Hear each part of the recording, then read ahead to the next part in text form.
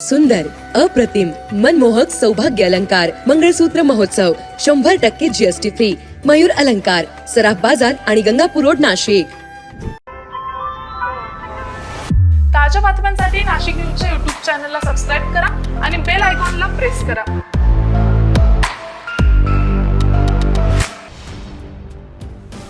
खून प्रकरणातील संशयित युवकावर हल्ला केल्यानंतर फरशीचा तुकडा आणि दगडाने डोके ठेचून त्याची क्रूरपणे हत्या केल्याचा थरार सोमवारी नाशिकमध्ये घडला.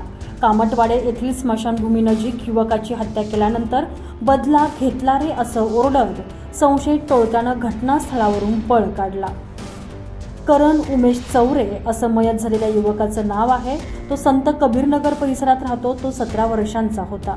पोलिसांनी दिलेल्या माहितीनुसार 8 मार्च रोजी अरुण बंडी याचा कामगार नगर भागात खून झालेला होता. या गुन्ह्यात समावेश असल्याच्या संशयावरून करण चौरे याच्या विरोधात कायदेशीर कार्यवाही सुरू आहे. अल्पवयीन नसल्यानं तो बाल सुधारगृहात होता. 19 एप्रिलला तो तिथून बाहेर आलेला होता. जीवाला धोका असल्याची कल्पना आईवडिलांना देऊन तो कामटवाडे येथे एका मित्राच्या घरी राहत होता. काल सोमवारी दुपारी 2 वाजेच्या सुमारास करण हा कामटवाडे येथील स्मशानभूमी रोडनं जात होता. 5 ते 6 संशयित त्याच्या मागावर होते. या टोळक्यानं करणला थांबवले आणि मारहाण करण्यास सुरुवात केली.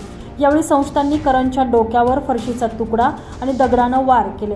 करण रक्ताच्या थारोळ्यात पडलेला पाहून संशयितांनी त्या ठिकाणाहून पळ काढला आणि बदला घेतला रे असं ओरडत त्यांनी घटनास्थळावरून पळण्यास सुरुवात केली.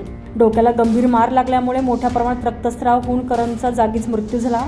घटनेची माहिती समजताच परिमंडळ 2च्या पोलीस उपायुक्त मोनिका राऊत, सहाय्यक पोलीस आयुक्त शेखर देशमुख, अंबड पोलीस ठाण्याचे वरिष्ठ निरीक्षक राकेश हांडे घटनास्थळी तातडीनं दाखल झाले.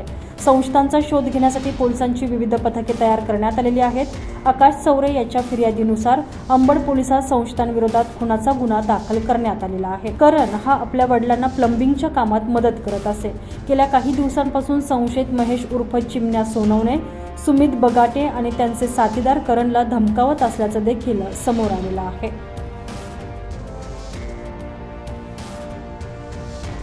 संजय परमार, नाशिक न्यूज, नाशिक.